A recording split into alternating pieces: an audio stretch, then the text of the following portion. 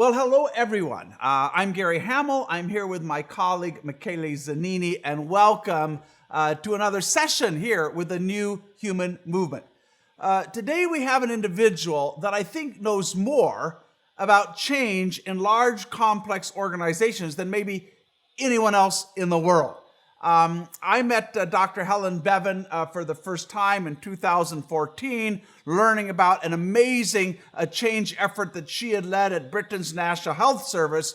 But Helen is the Chief Transformation Officer with the Horizons Group. That's a team of internal change agents at the English National Health Service. She's been a leader in large-scale change for years, a thought leader within the NHS for 3 decades. She advises, she teaches, she's had an enormous impact around the world on how people think about healthcare and how to transform that industry. And she really focuses on how you drive change in a way that is probably more organic, more bottom-up, and less top-down. So, Helen, it is such a pleasure to have you here today in conversation. Thank you for joining us. It's an absolute pleasure, Gary.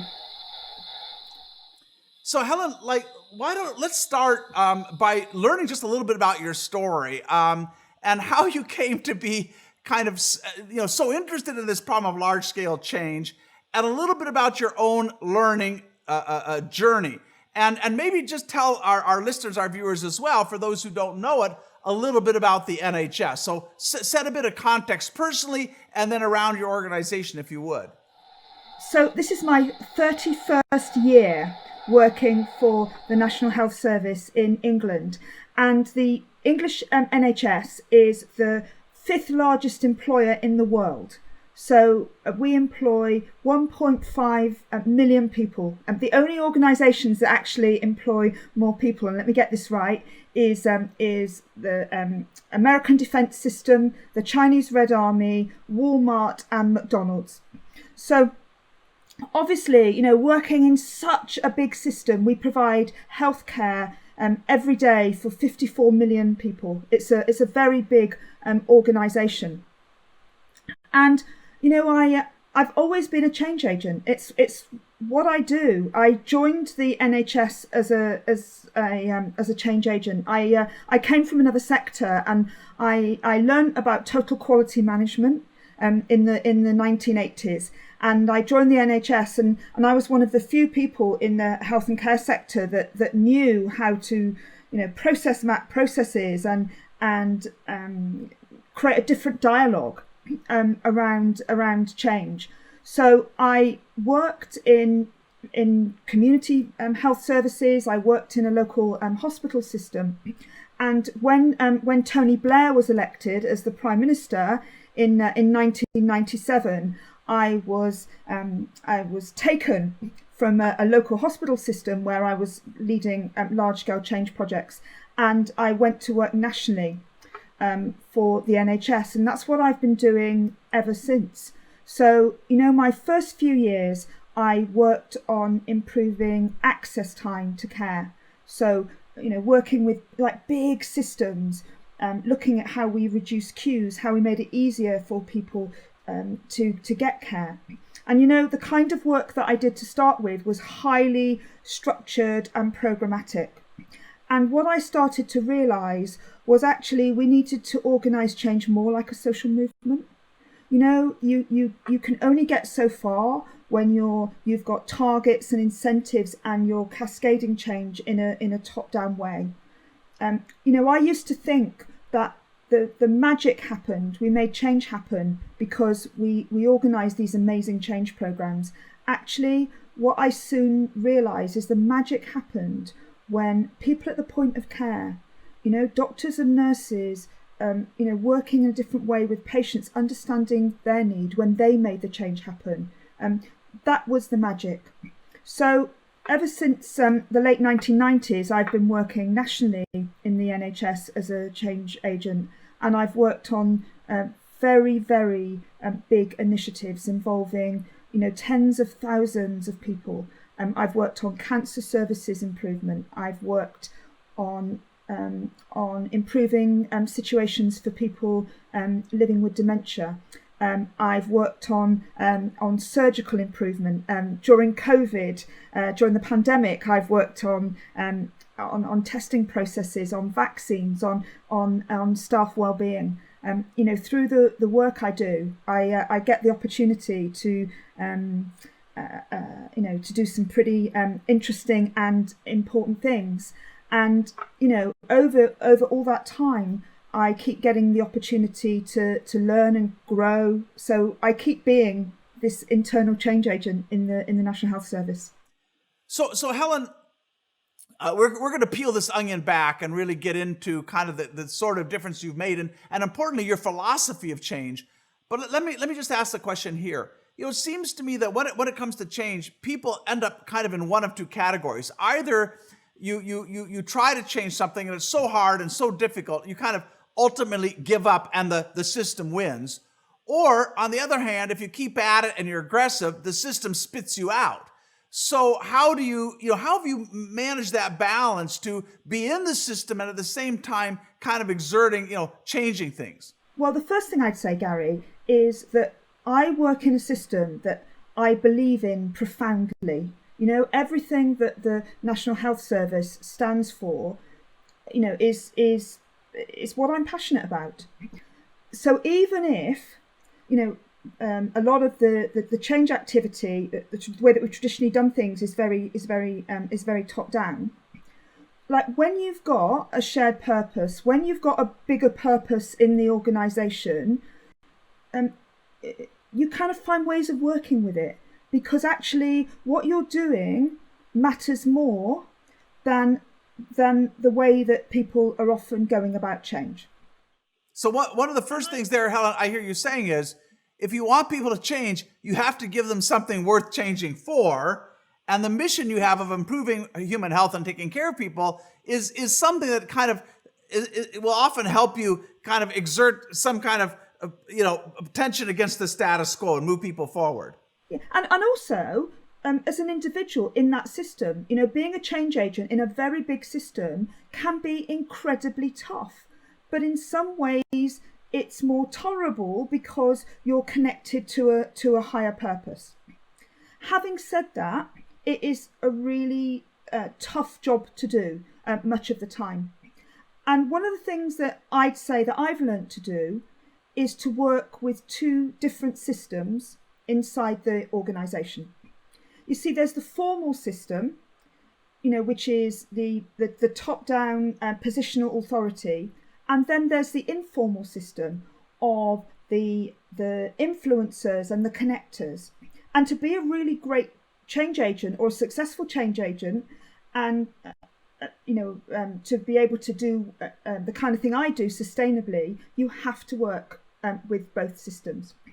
And actually, at the end of the day, it's the people in the informal system, actually that make or break the change. And, we have to work with those people. We have to know who they are. Studies have been done in my sector and other sectors which show that typically in an organisation, there's about 3% of people who are what we'd call the super connectors, the most influential people. And they're driving conversations. They're influencing about 85% of other people. So, if you want to make some change happen, find your super connectors, find those social influencers, because that's the way to make things happen very quickly. And the reality is that most senior leaders don't know who these people are. And again and again, I see it in my sector, I see it in other sectors.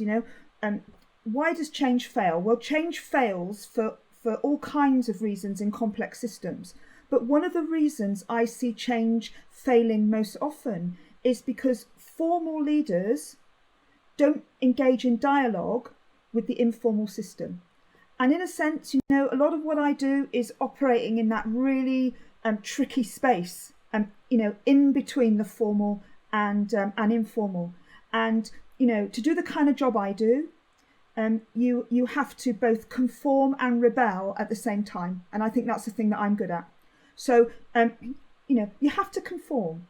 in a sense that this is the system, this is how it operates, and you have to respect that and you have to work with it. Because like you say, Gary, if you don't, you'll be crushed. So I work in a team where we always balance the books, we always get our business plans in on time, we always turn up at meetings, and we never ever speak badly of other people in our organisation. Okay, that's because we have to be very good corporate citizens to get the space to do the other stuff that we like doing that's much more rebellious. Okay, so and I think very often people don't understand that enough, in being change agents about when is the time to conform and when is the time to rebel. You're always managing that tension between being legitimate inside the system, but also pushing against it. Helen, let me share with our listeners, our viewers, kind of a wonderful story that really got me so interested in your work that you shared, now some years ago. And it was an effort you led that was called Change Day. And let me see if I can summarize it very quickly, and then I'd love you to kind of comment and add to it. So as I understand it, some years back you were having some informal conversations for some young doctors. They felt quite beleaguered by the internal bureaucracy, that they were spending often more times complying with internal requests and mandates than they were, delivering patient care. And the question was, how do we get patient care back as like the central issue, which is always there philosophically, but sometimes gets maybe crowded out practically. And so to make this story quite compact, you ultimately put up use a social platform, and you put up a tool, and you asked people across the NHS to make a pledge of something they could do to improve patient care that they could do within their realm without any additional permissions, and something they felt they could do. And that thing went viral. I mean, you conducted a campaign, it went viral across the NHS, and with probably very modest expectations, you ended up getting, I think it was 180-some thousand pledges across the NHS. A pediatrician saying they would taste medicines before they gave them to kids. Young nurses saying they would be in the hospital for a couple of days to actually learn what it felt like to be on the receiving end of patient care. But that 180,000 pledges became one of the largest change programs ever in the NHS, and essentially you did it with very few permissions, very little buy-in. Was that the first thing that really got you thinking about the power of exploiting those connectors and doing a change in a much more organic network sort of way? Well, Gary, I already, over the past decade, we're kind of working these things out. That actually, there's a few aspects of it. So, when you work with the informal system, when you work through the influencers and connectors, you can make change happen so much more quickly than if you try and cascade it in a top-down way. And when you're connecting around shared purpose, when you're actually creating a space for people to do the things that really matter to them, the things that they're passionate about, people will do it. And in my world, people are so intrinsically motivated. People become clinicians. They work in health and care because it's a calling. Okay, and sometimes the system gets in the way of enabling them to do what they want to do. So having a day like NHS Change Day, where you're actually saying you don't need permission to create change. You can just do it. Take your power. And when you're part of a bigger movement, when there's thousands of people all over the country doing the same thing, then all those small changes can add up to become a very big change. Another thing I'd say about Change Day is some of the learning, that we take from the great social movements. When you think about the women's suffrage movement or the civil rights movement, you can't be doing full on change every day of the year. Actually, having some days of action or some weeks of action where you really focus your effort and energy and build towards those, I think is a really good thing. And you have to change the system, so it can't just be about taking action on one day. That one day has got to be a catalyst for much bigger change in the organisation. And the other thing I'd say about Change Day is you've got to work with both systems, the formal and the informal system. So if you like, we started very informally. We started with a whole load of young leaders and clinicians in training, and because of the actions that they took and the way that they spread things, we were able to get all the formal leaders on board. So, we had ministers, the most senior leaders in the NHS. They were all part of Change Day. But, if we'd have done it the other way around, if we'd have come up with the idea of Change Day and went to the very senior leaders or went to the ministers, it wouldn't have got very far. Okay, we grew it as a movement with a shared purpose in a very grassroots way. Well, no, but I just have to say, Helen, I think that's a very important point there, is that you did not ask a lot of permissions before you got this started. I think, 90% of the time when we think about change, we say the first thing is to get the CO on board, right? The first thing is to make sure you have all these senior people, and in a sense, they came on once the momentum was there. I've sometimes had this image about change where you have a horse and a cart, and the horse is the leadership team, and you're waiting for them to get an action. But in a way, you kind of unhitched the cart, gave it a push downhill, and pretty soon the horse says, wait a minute, there goes my cart. I need to be in front of that. And it's always very tactical around, at what point do you start bringing senior leaders in?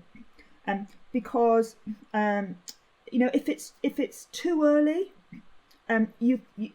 things can get crushed.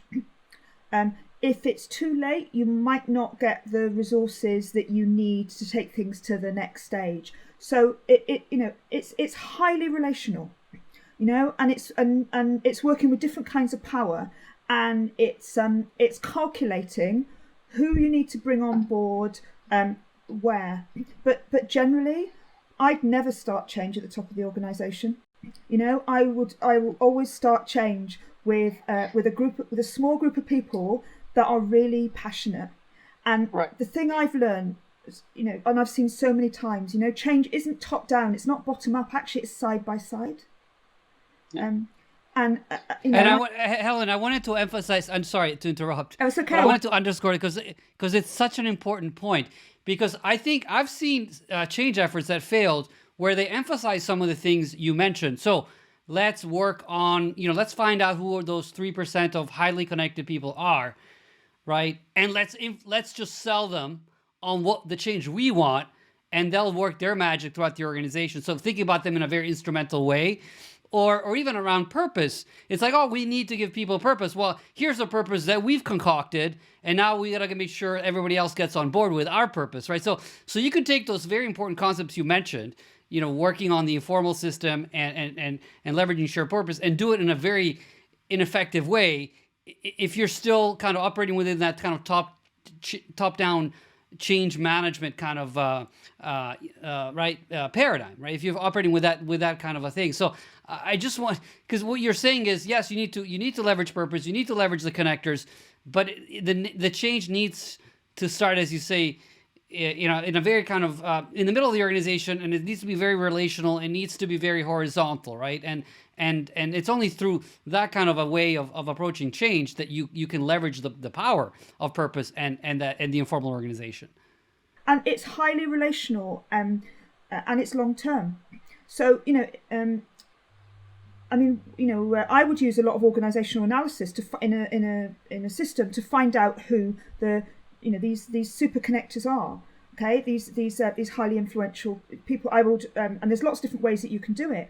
But what you have to do is you have to build a relationship with these people, because you can't just go in and for one project say, help me with this, or I want you to buy into this, and then go away again. You've got to work with influential people that can make or break your change over time, and you've got to keep working on the relationship, and it's all about trust, and it's all about connection. And the thing about these people is that they're not necessarily on the same side as you. Right. And very often the people that are the most influential people in our organisations and systems are opposed to the change. And so we have to put the time in to build in the relationship, and we have to find out why people feel like they do, and how we could do things differently, and you have to work it from there, and you have to make a very big investment, and it seems to me there's no other way. And Helen, can you tell us how do you identify that 3%? Like, what tools do you use and practices do you employ to find out who those people are, and then sort of how do you have that kind of conversation that you're alluding to just now? So obviously the kind of role that I do, working across a very big system, okay, there's tactics you'd use if you were working in a particular organisation, and there's tactics that you use across the whole system.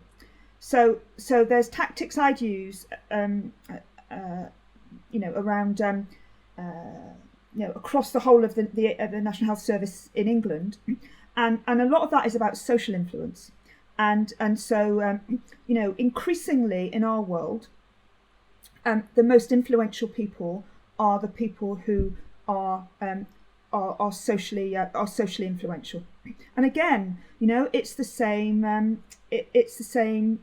ratio. In health and healthcare globally, what our studies show, 85% of the content that gets retweeted comes from just 3.3% of people who tweet. So you've got a small number of people in our National Health Service system that are hugely influential. So we use a whole variety of social analytics packages to understand who these people are, and it's no different to any other kind of analysis.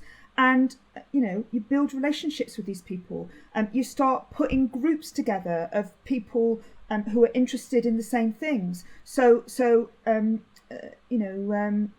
I've got groups, for instance, of workforce and human resource directors who are the most socially influential directors. Because if I want to make some things happen in the HR and workforce field, I'll talk to those people directly through social media, and things will happen because they're the most influential people. Using basic social media analytics to do that, and I do that every day. It's a core part of my job. So Helen, can I just ask you one question there? I mean, I have to say, a lot of the most competent people I know are not on Twitter at all, right? Deeply thoughtful, and is Twitter like actually a good barometer? I mean, it's certainly a barometer of who is most socially connected, but how do you separate out the noise and people are just very good at having an opinion from people who are deeply competent and really have some value to add? Because it's not obvious that those things always correlate. No, of course they don't, Gary. But when you're trying to make change happen across the whole system, and you're trying to mobilise people for change, okay, actually the quickest large-scale way often of doing that is to find the most socially influential people, and they're not it's like you say, they might not be the most thoughtful people, and they might not even be the best people, but in terms of, if you want to mobilise a whole load of people for change, then people will engage because of trust, and the people that are the most influential people, certainly in the kinds of fields that I work in, are the people that are highly trusted and respected.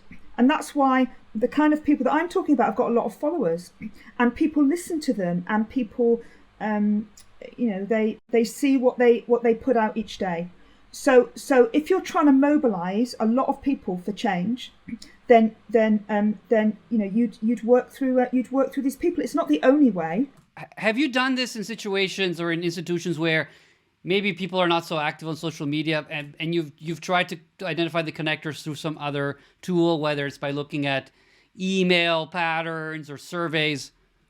What I'm talking about here is like across the country. Okay, if you want to mobilise a whole load of people in a particular group across the country, then like we know who the most socially influential people are. So making change happen and mobilizing and influencing for change across the whole system, I'd say increasingly, social media is a very good way of doing that. And I'll say one more thing, and then I'll answer your question. The other thing I'd say about that is that typically people that work in our organisations have got 10 times more influence than corporate social media accounts. And yet, what do our organisations do? We have a social media strategy. Yes, you can be in charge of a £30 million clinical unit, but we don't trust you to use Facebook at work. And the reality is that our employees, our people, have got the credibility and they've got the connections. And we need to give those people the power to be the voice of our organisations, not put policies in place to restrict them. So I'll come now to your question about in an organisation. So, how do you find out who your informal connectors are? Well, there's a number of ways that you can do it. Okay, you can do organisational network analysis, ONA, and you can bring in a specialist organisation, and they'll do some great work for you around understanding your network and understanding your influencers. Do you know how I mostly do it? I ask people. I ask them, if you've got a problem or an issue, who do you go and talk to? Or who do you go to find things out? And honestly, I think after about 10 people, I've worked out who the influencers are. Mm-hmm. And every leader in an organisation could go and do that. And just that one simple thing of understanding who those people are, and bringing them on board, and if you like, working through the informal system in that way as well as the formal system, I think would save us so much trouble in terms of big change projects. Yeah, and I'm curious to get your perspective on one question, Helen. So out of the people, what do you think is the overlap between people that end up in high potential programs, the fast track to, the top of the organization, and people who are influencers? So is your organization, because, if the organization is really good at identifying those kinds of people, they would be all in the high potential program. But at least my experience is that the correlation between those two is not very good. But I love your take. Well, there's some interesting data on this. So we work with an organisation called Innovisor, which is a Danish ONA organisation. And what their data shows is that in a kind of typical organisation, say 12% of the people in that organisation are senior leaders. And they are in conversation and they're directing about 55% of the conversations. Okay, the 3% are directing or in conversations with 85% of the people. Okay, so you've got 12% of the organisation directing in senior leadership roles, directing 55% of the conversations, and you've got 3% in the informal leadership roles directing 85% of the conversation. So sometimes these people are on, high potential programs, but typically they're not. And again, the senior leaders in organizations typically don't know who these people are. Yeah.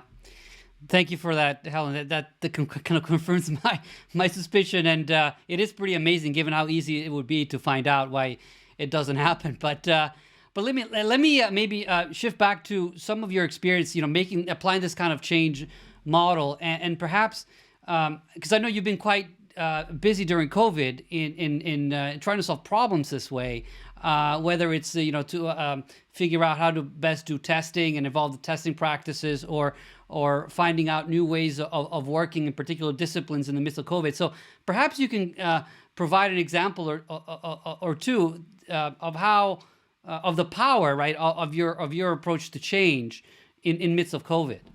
So. Michelle, what I'd say is that the ways that we work are highly deliberate and thought through, just as much as any formal top-down change project would be. It's just that we come at them often with a different mindset, and we use different methods. And also the National Health Service in England, it's part of a formal system. It's taxpayers' money. We have to be held to account. We have to work through formal systems, and we completely respect that as well. If I give you an example, one of the projects that we worked on was about, particularly very early in the pandemic response, was about testing. Okay, and it was about what are the novel solutions to testing, because we wanted to massively scale up the volume of tests that we were able to offer to our citizens, across the whole country every day. So what we wanted to say was, in terms of some of the challenges of our ability to scale up the tests, what were some of the ways that we could overcome this? So one of the ways that we did this was through crowdsourcing, and we set up a crowdsourcing platform in a couple of days, and we worked with a whole range of people. We worked with clinical experts. We worked with scientists. We worked with people who worked in laboratories. And what we did was that we identified a series of the challenges, which were the factors that we thought that were getting in the way, and we opened this process up, and we set the whole thing up in less than a week. For people, both people in the laboratories in the National Health Service, and people in private sector laboratories, people in academia, to be able to put their ideas in. And you might say, well, we've heard that before. Lots of leaders, do crowdsourcing. But the thing about this is that we identified a whole series of people to be champions. And as soon as you put an idea in, we told people, yes, we think this is a really good idea, or we're not going to progress this, or we this to the next stage. So we gave people, as soon as they put ideas in, we gave them, the experts gave them answers. And what we also did was we had a system where people could vote, where they could comment. And what was amazing about this was we got this whole picture, in a sense, from across the country of the state of testing, because we were able to engage so many different kinds of people with different perspectives and get a sense of what was going on. And we were able to make a significant contribution very, very, very quickly to testing, because so many of these ideas then got taken up and got put into production. But the whole thing was relational, in the sense that if you put an idea in, or you put a comment in, somebody followed up with you, somebody thanked you, somebody told you what was happening with your idea. You were asked to be part of deciding, what the future challenges were. So it was a kind of completely open innovation project, and it made a big difference, I think. So Helen, I love that example, and also the point you're making there is you can't merely ask people for their ideas. You had a feedback, you had a way of recognizing them, keeping them engaged, which I think is hugely important. But I want to move back. I want to go back a little bit now from the kind of very particular to a little more philosophical. So we know that most change programs don't work. So if you look at the big consulting companies, they've all published the data, and they all say the same thing, that 75% of change programs don't meet their goals, which seems to me like at that point, it's not like, how do we make those change programs incrementally better? You got to start with a completely different paradigm. And you're talking about a system where you find that people who have natural influence, have competence, you work with them to design, you work with them to enroll. Why has that old model been so persistent? Why? Let me give you a quick example, because I think at its core, that old model is it's almost like highly manipulative. I was speaking to my brother, who's the chief operating officer of a large health system here in the United States, And he had some consultants in, and they said, well, if this particular project is going to work, you really have to drive it from the top. And my boss is like, what does that actually mean, driving it from the top? Like, somehow I'm going to use my power to force this into the organization. And he used an analogy. He said, like, let's assume that you want to change the behavior of your spouse, your partner. Like, how would you do that? Is that like about metrics or giving them training or setting up, lists and holding them accountable or rewriting their KPIs? He said, like, this, it just doesn't work anymore. So I guess my question is, why is that old change model, which starts by, let's get the leaders together, the super smart people at the top, let's decide what outcomes we want, let's engineer the training, let's rewrite the KPIs, let's change the organizational structure? Because I think the NHS has had, they've had hundreds of those change programs through the years. Very few of them seem to have produced results, but somehow we still have that idea that change starts at the top, that it's something you can engineer, that you can kind of drive down. We talk about cascade rollout. Why doesn't that work anymore? So, Gary, I think it's more nuanced. Like when the consultancies say like 70% of change projects fail, like how do you define failure? Is it so stark? It's like a cliff, like one side of the cliff it succeeds and the other side it fails. I think it's much more nuanced than that.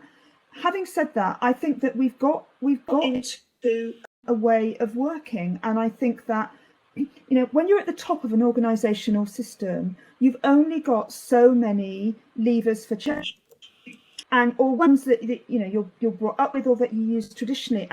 And when we're at the top of the organizational system, we keep using those same levers, over and over again. So,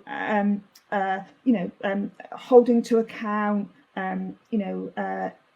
incentive systems, governance mechanisms, and so on.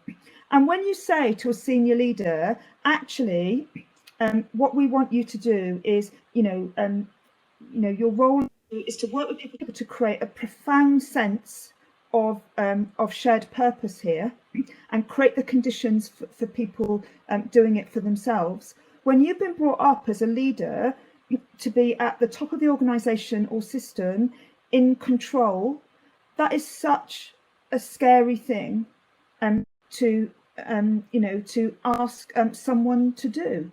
And I think if there's one thing that we've seen through COVID is how, on its own, that kind of system hasn't enabled what we've needed. Because when you think about hierarchies, the ways that we traditionally organise health and care, through departments and directorates, if the world is very slow and incremental and stable, then that's a nice structure and way of doing things. When the pandemic comes along, it goes out of the window, because that kind of structure or system or holding to account or top-down cascade is designed for a stable world. It's designed to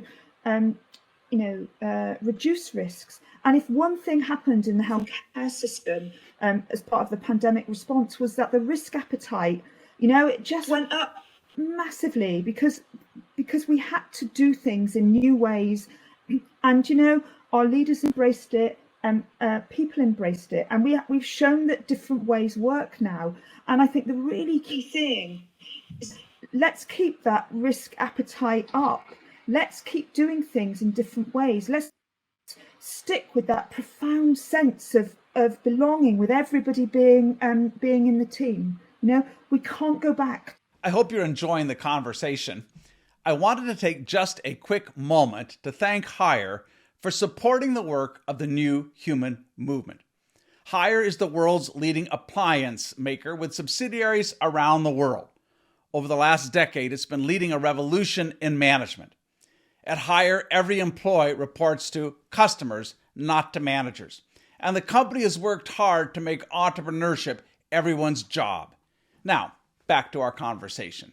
as you were talking, you reminded me of an article that I think came out this week in the New York Times Magazine about the CDC, and it was a in-depth diagnosis of how the agency, the Center for Disease Control, right, which is the premier public health agency in the U.S. that sets standards around public health and testing, and like how it just basically fell short several times throughout the pandemic. And they interviewed a lot of people, and one of the former directors said, I don't think it was the director of the CDC, but a senior official said this: "We are really good at drilling down, but terrible at looking up and reaching across," which is like the point you were making about laterality. And then someone else said, when resources are constantly constrained like that, that is, they're siloed in these directors, in these departments, and there's only verticality and very little horizontality, is that when you're constantly told no, you get into a defensive crouch and you become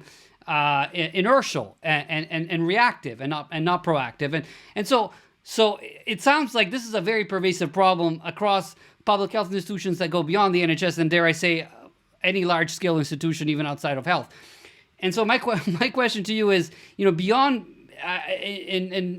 getting individuals to think like change agents, what needs to change in the structure of these organizations so that the laterality, the relational kind of coordination that you mentioned becomes something that the system encourages as opposed to stifle, and something that you have to fight against? Do you have any recommendations on that? So, what I'd say, I don't think necessarily that the structure's the problem. I think that it's the ways of working and the relationships and the mindset about change. Because I can show you so many examples, actually in my system, where you've got, say, two hospital systems, and one system is amazing at learning and connecting and getting really great results, and the other one isn't, and they've got exactly the same structures. So there's been a very interesting study recently. I don't think it's been published yet, but Warwick Business School has done a study with 5 hospital systems in England, and the Virginia Mason Institute, which is a fantastic organisation from the USA, that uses a kind of lean philosophy for change, came in and worked with these 5 hospital systems in the National Health Service in England. And of those 5 hospital systems, they all got the same support from Virginia Mason Institute from the USA. They all got the same coaching. They were in the same learning set. And yet, some of those organisations, their performance progressed massively, and others fell back. And the researchers from Warwick Business School, what they wanted to understand was what was the difference between those 5 hospital systems that were all in this program together, that all got the same resource and support. What was the difference between the ones that flourished and the ones that didn't? And do you know what the number one factor was that these researchers found?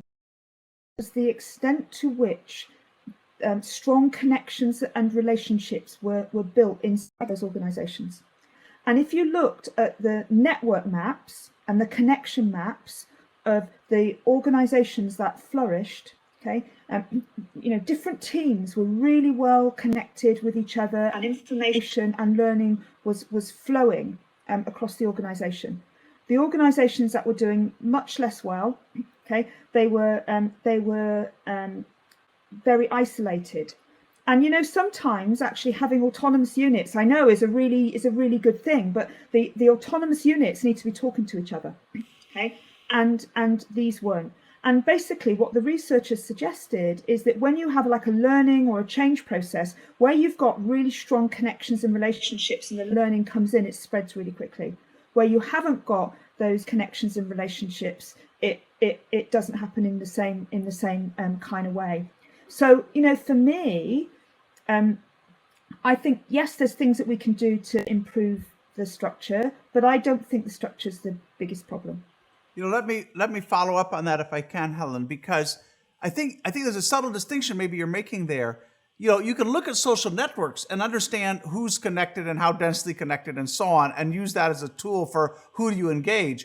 But I think you're also saying that organizations differ in the extent to which they've kind of invested and nurtured social capital, or you might call it relational capital. You know, in our book, in Humanocracy, we have a chapter on Southwest Airlines, and they've outcompeted all the other airlines in the United States for many, many years. And through a variety of means, they put immense effort in building that relational capital, right? Making sure that everybody shares the same data, so we're all looking at the same scoreboard. Treating every job as if it's equally important, whether it's a baggage handler or a pilot. Making sure that everybody's engaged in every important conversation, giving people the chance to shadow other people in their roles. So all of these things are helping to build that sense of we, right? WE, that sense that we're in this together and I can trust you, and building these strong local communities. Because it seems like, knowing who has a lot of followers, that's important, but longer term, maybe as important as an issue is how do you strengthen that relational capital? Would you agree? Absolutely. Yeah. And having a lot of followers on social media doesn't make you an influencer. Actually, there's not a lot of correlation. The people with the most influence aren't the people with the most followers. The people with the most influence are the people who are investing in relational ways with other people, who are building trust, who are building connections. And sometimes, there's people with a quarter or a tenth of the number of followers who are actually far more influential. So it's not about numbers and analytics. It's what you do, and it's how you connect and how you build relationships, and or the way that you put it, Gary. The way that you invest in relational capital. And I see that time and time again. One thing I wanted to talk about in the context of my system is the issue of piloting and scaling change, because one of the very dominant approaches in my sector is, if we want to do something great and new, we pilot it in one part of the organization and system, and we attempt to scale it. And like the track record's really poor. I mean, what we'd say is pilots never fail, pilots never scale. Because if you have a pilot project in a particular department or a particular locality, maybe you've got consultants coming in to help you to try it out, you're getting coaching, you're getting resourcing, and you've got a great pilot, and then it's a great successful pilot project, and then as soon as you try to scale it, it doesn't happen, because people haven't. Well, lots of reasons why it doesn't happen, but very often it's because the people that you're trying to scale it to haven't got the emotional investment, connection in. They're in a different context, and they're saying, it's not going to work here. So, one of the things I think I've learned over the years, and one of the kind of like my rules, is you should always action small scale change in a large scale framework. So, so if we're going to start, we're going to pilot things, we don't pilot, just small things in a small number of places. We actually start big as a whole system or a whole community and think, what are we trying to achieve here? And if we're going to create some like learning examples in certain places, you get the whole of the system engaged in it at the same time. So you build massive learning communities, and that's what I spend a lot of my time doing. On some of the areas that are the highest priority, for the NHS. So some of them are clinical areas, and some of them are particular problems that we're trying to solve around retaining our staff, keeping people working. What we do is we start by building a big community across the system, and we've got the virtual means to do this now that we didn't have 10 years ago. And we get the community on board, and we build shared purpose, and then we work out who's going to do what. Can I build on that for a second? Because there's something that seems very important there. Because obviously the idea of a pilot is to manage risk, right? Let's make sure this works on a small scale before we start to scale it up. But what if I hear you right, and it's kind of the approach that Michaela and I have taken as we do a kind of a crowdsourced deep change work in organizations. What you're saying is start with a big aspiration, get the right people together, try to decide, what needs to change, and then you can experiment with those in small ways. You don't blow everything up. You see if it works. But if you start the other way around, if you start so modest and small, you'll never break out of that, right? You'll never get the enthusiasm. It won't self-propagate, and it just is kind of marooned and orphaned somewhere. And I think that's a paradox, is that you can both be ambitious and wide, but still be prudent and start in a small way where you have the chance, well, will this actually work, and does this produce the result we want? And it's just such a mindset difference, Gary, because, like when you do things with small scale pilots, then the idea of scaling is highly mechanistic, and linear, and we'll pilot this in 2 divisions, and then we'll scale it up to 4, and then we'll scale it up to 10, and then we'll get it everywhere. And the reality, it just doesn't work like that. Our world, and certainly in health and care, isn't a linear mechanistic world. It's a connected world, it's a relational world. So much of what we do, we've got to create the space for learning and sharing and connection, and all the time going back to shared purpose. But you're also describing, Helen, a model of change that is much more, if I understand it, is much more pull than push, right? You are creating the appetite. You want people that are hungry saying, hey, what are you doing that's new? What is working for you folks? How could we apply that here? And you may end up with variances that reflect differences in environment and their situation. But I think so much of our traditional change model is this kind of, push. And we know we've succeeded when everybody's doing it exactly the same way. And it's often very indifferent to really important differences, from hospital to hospital, from region to region. And so a lot of it gets rejected because I have this sense this was designed on some Olympian height. It doesn't really make sense for me. And so, yes, I'll kind of comply. I'll go through the motions that we're going to adopt this. But, and I guess here's a question, and then I want to move on to leadership for a moment, Helen. One of my questions is, why has it been so hard for many leaders to understand that engagement predicts commitment? So often we look at change as a communication exercise, not as an involvement exercise. I completely agree. And, there's a particular aspect of this in our world of healthcare, which is about reducing unwarranted variation. Because, we're a national health system. We are seeking to support the health of 54 million people.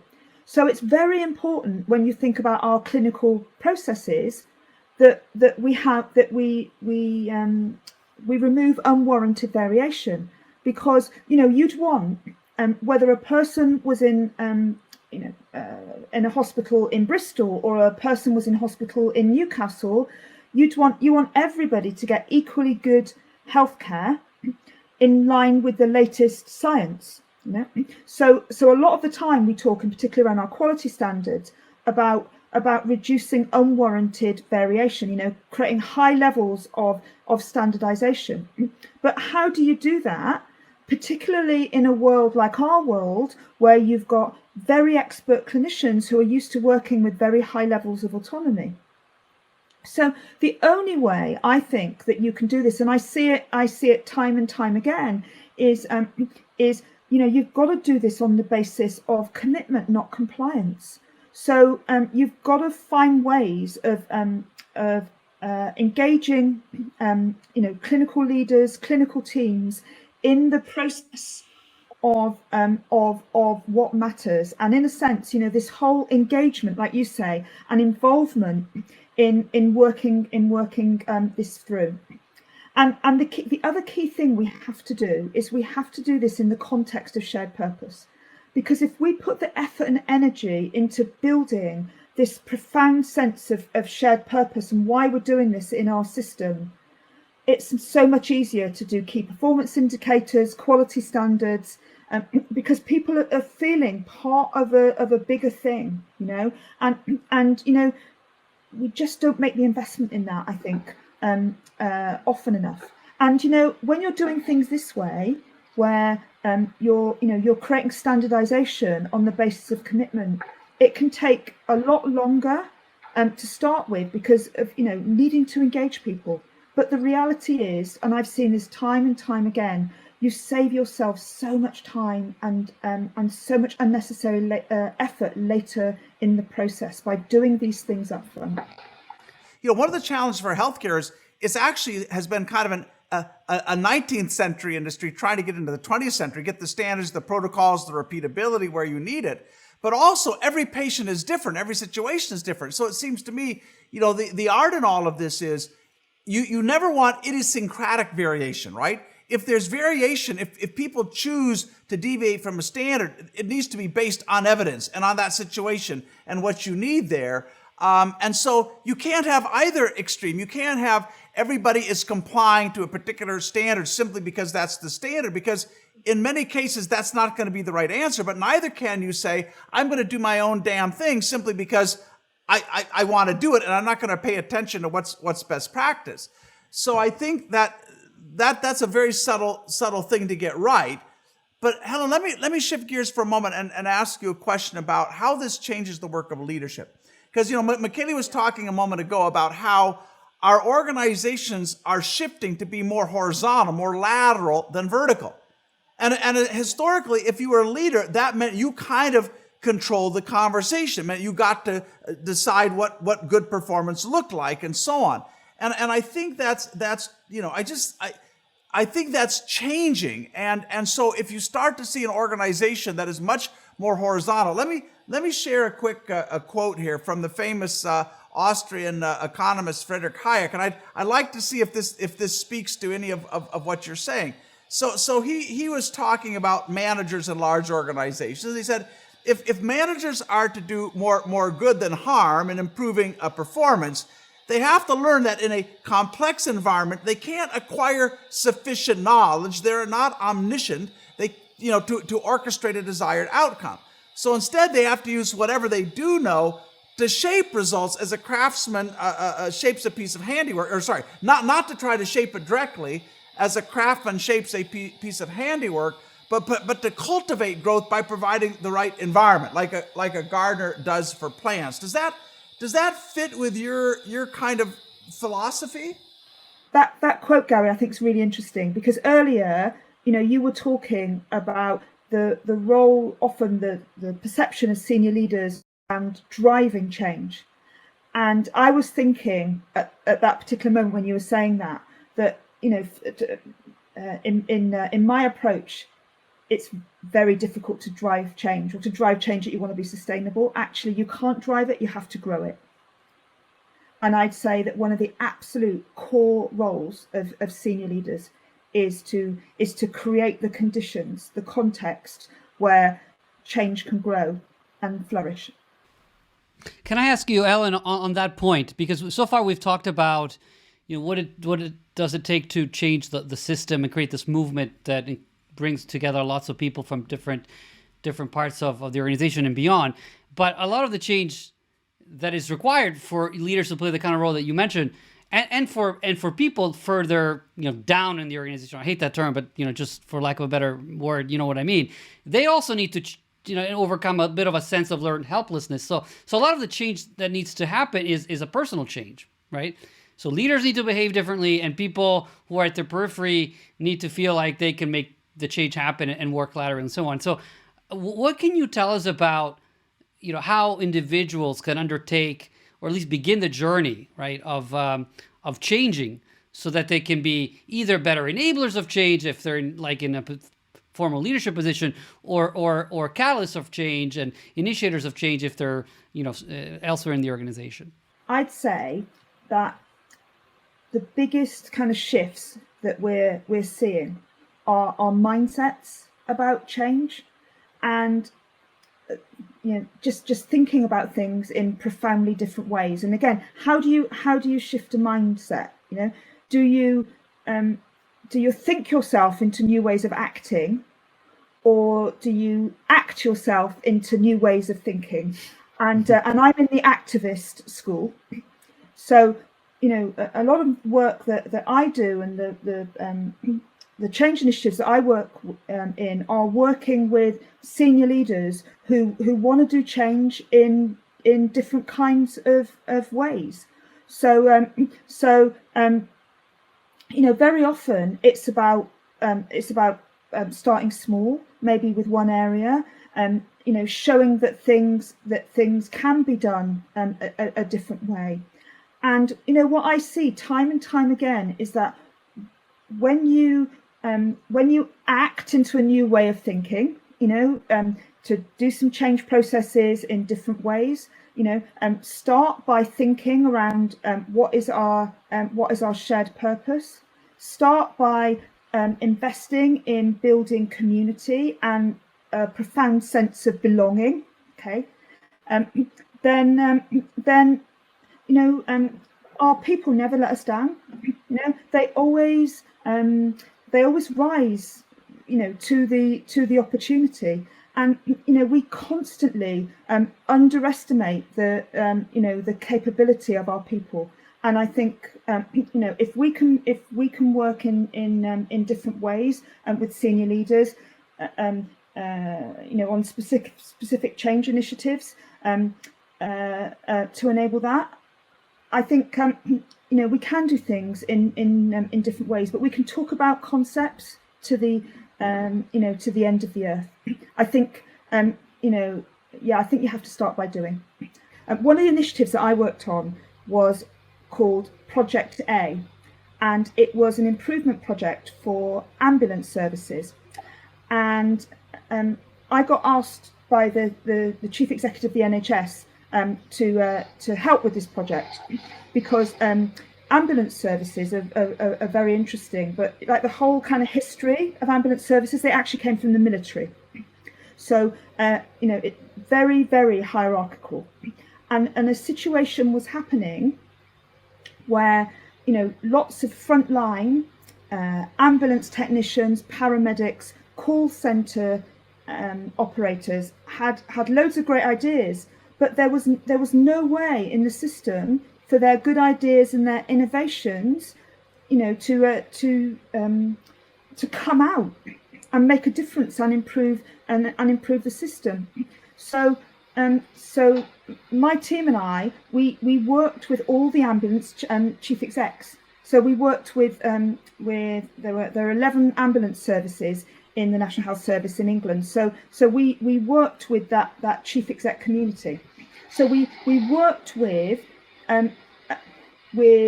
hundreds of frontline ambulance people, and about 10% of the entire ambulance population directly engaged in that.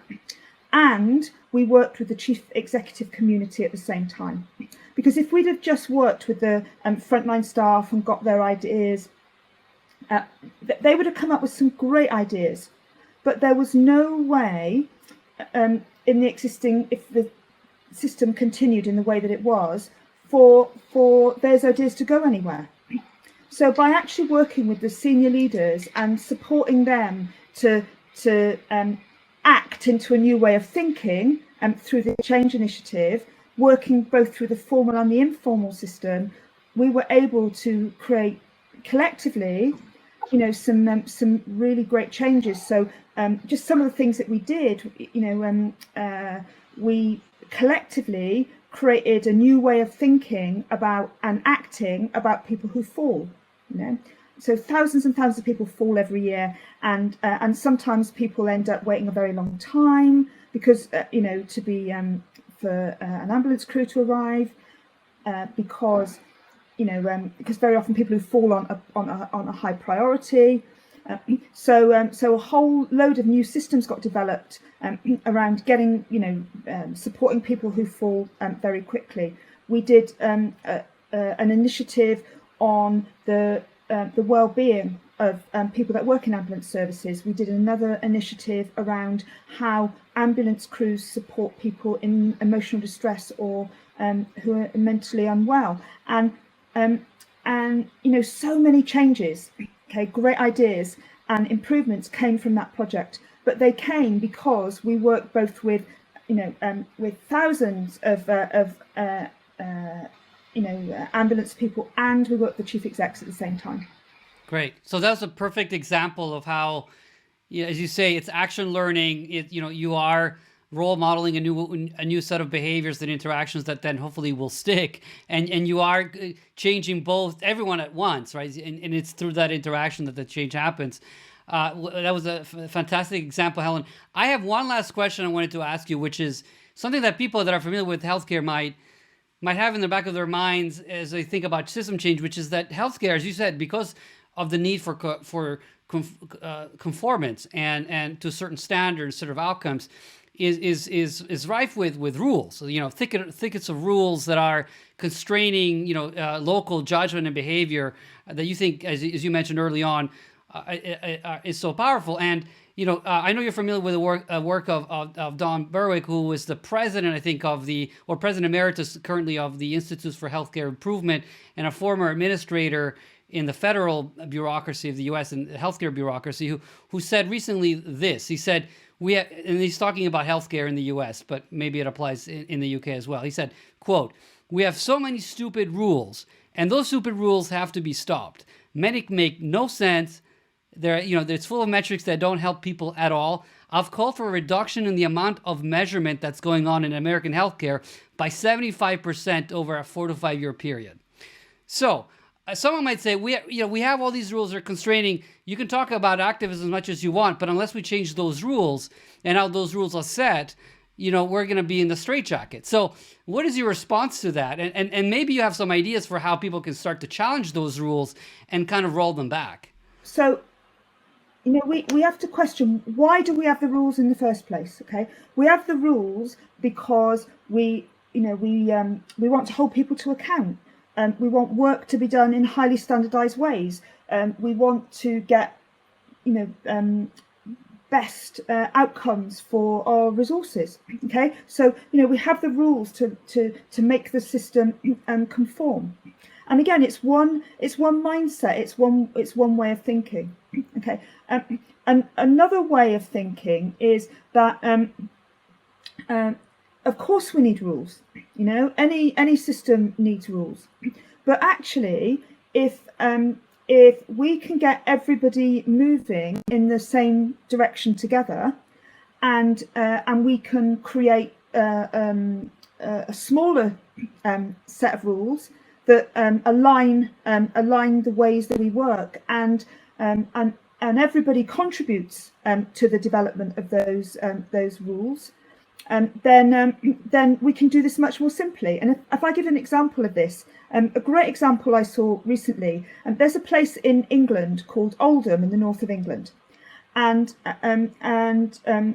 like every other locality, all the health and care professionals there were very, very focused on COVID response.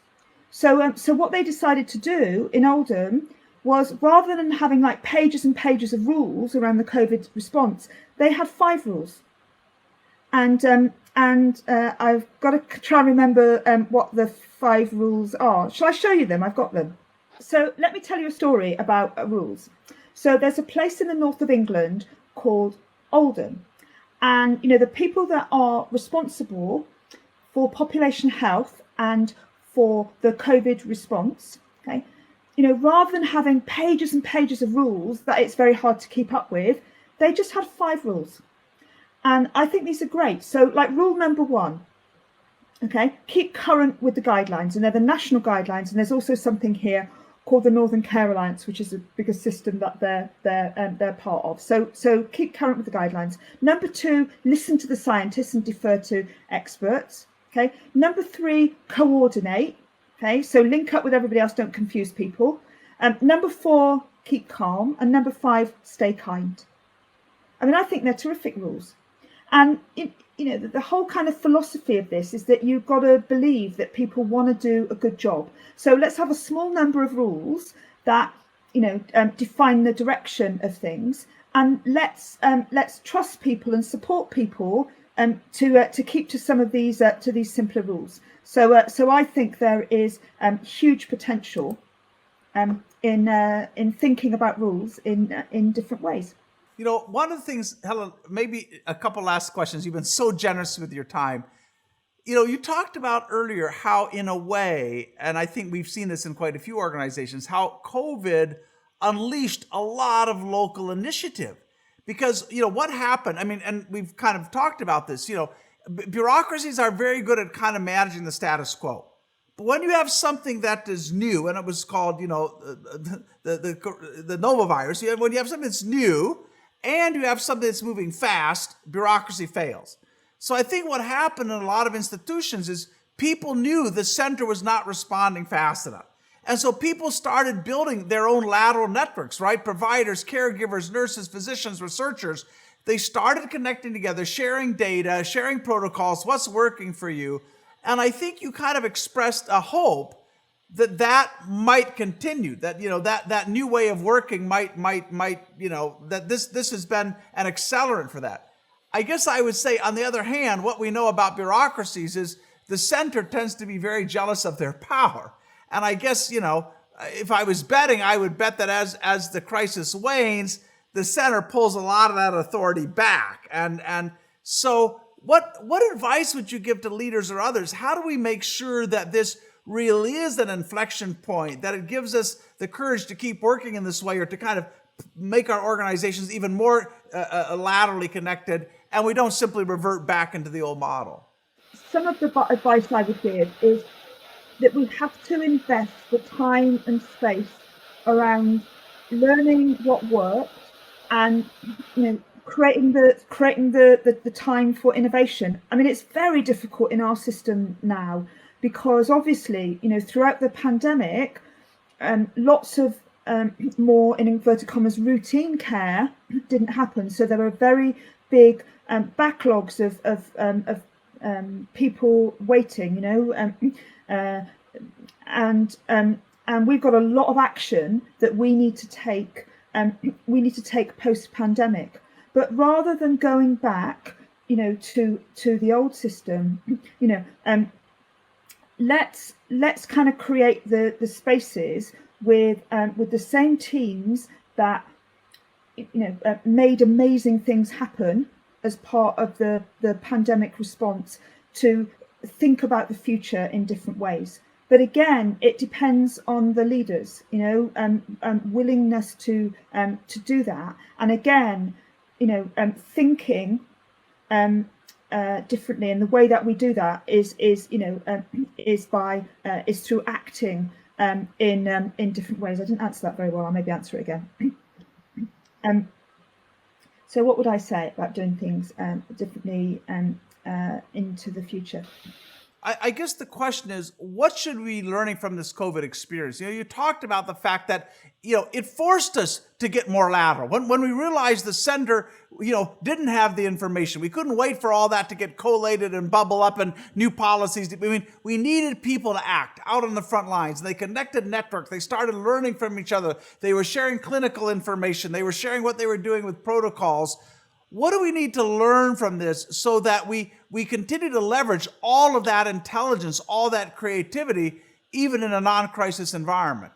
What happened constantly during COVID was that people came together, they innovated, they shared, and all those mechanisms, formal and informal, we need to continue, beyond COVID. And again, I think if we look at this, certainly in my world of health and care, what the pandemic represented, the things that the changes that I've seen as a result of the pandemic response were kind of things that were happening anyway. But what COVID did, and the pandemic did was to amplify them. So it took changes that were already happening and speeded them up massively. And I don't see how that can slow down now. I think we're going to carry on, seeing change happening at a heck of a pace. And even though, I mean, I would say that yes, there's a pull to wanting to go back to pre-pandemic ways. In a way, we can't, because that old system isn't fit for purpose. And if things are still going to be moving very quickly, which everything that we see says that's going to happen, we've got to move on to a different kind of way of organising and doing change in the future. So what I'd say to senior leaders, yeah, you kind of have a choice. Choose to be part of the movement. Choose to be the people that are creating tomorrow today. Think about some of the things that you did, the risks that you took during the pandemic as part of the response. Think about how you can build those into your work now, because everything that we learned during the pandemic about the magic that happens when people come together in a crisis with a shared purpose, none of that's changed. And I think so much of our job as leaders is to take that magic, take that essence, and make it not just a one-off thing that happened because of a terrible tragedy that was a pandemic, but actually make that part of how we do our work and our leadership task every day from now on. Yeah, I think that's an immensely inspiring vision, Helen. And I tell you, even though we've talked many times in the past, I took several things were new to me, or you drove them home in a particularly compelling way. One is that, if your story about the ambulance services, if you're really trying to change a whole system, and that's just inherently complex, then it's not about rolling some change out. You're taking the entire organ, every level, and they have to move forward together, right? I mean, the people who are responsible for creating policy and leadership roles, they need to be thinking radically about how their roles change, and the people on the front lines need to be sharing ideas and talking about their experience and validating whether these changes will actually work on the ground or not. So it's not about like the experts doing this. I mean, it really is. You're taking a whole system, however many layers, and you're trying to move everyone forward together and recognizing that everyone and everything changes. That was an important insight for me, I have to say. Perhaps one last question. I think, and Michele touched on this briefly, many people in organizations, there's a kind of learned helplessness. And you bleed if you're not the CEO, the CHRO, the CTO, whatever. But if you don't have chief in your title, there's almost nothing you can do to really change the system. And of course, if you wait for the people at the top to get it, sometimes that's a long wait. So what do you say, when you're talking to a young group of doctors or nurses or people on the front lines, what do you say to them about how they can influence the system? Do they have to wait for you, or they have to wait for another senior leader? Or are there things anybody can do to become a catalyst for change where they are? What we would always say, to a trainee clinician or a nurse at the point of care or a student, is that every one of us has got the power to make change happen, and we just have to take it, And some of us have got formal power, through the system, through authority, and most people haven't. So we have to build our power for change in different ways. And we talk about agency, and agency is the action that we can take using our power to create change. And mostly we build agency in partnership and collaboration with other people. We'd say the number one rule about being an effective change agent in the kind of organisations that we work in is that you can't be a change agent on your own. However clever or visionary or creative you are, there's like the kind of tentacles of normalization in organisations, and they come and they spit you out and they chew you up. So you have to find other people who want the same change that you want. You have to build collective agency. And some of us are lucky because we have line managers who give us air cover and give us the space to create change. But most of us haven't got that. So, again, this whole thing around change happens side by side. Find the other people in your organization and system who want the same things that you want, and start getting on. Don't wait for permission. Find the influencers and work through with those people, and find the senior leaders that want the same things that you want. So, and build it like a movement. I think that's so important, because the impulse, I think, and I see this often, and I try to encourage people in the way you have there, Helen. The first impulse, if you have a new idea, or you think something needs to change, the first impulse is to go up, right? Let me get permission. Let me talk to my boss. And what you're saying is your first impulse needs to be to go sideways, right? Find people who care about this. Find people who are willing to show up on a Saturday and help you think about this and write a white paper or build out an experiment.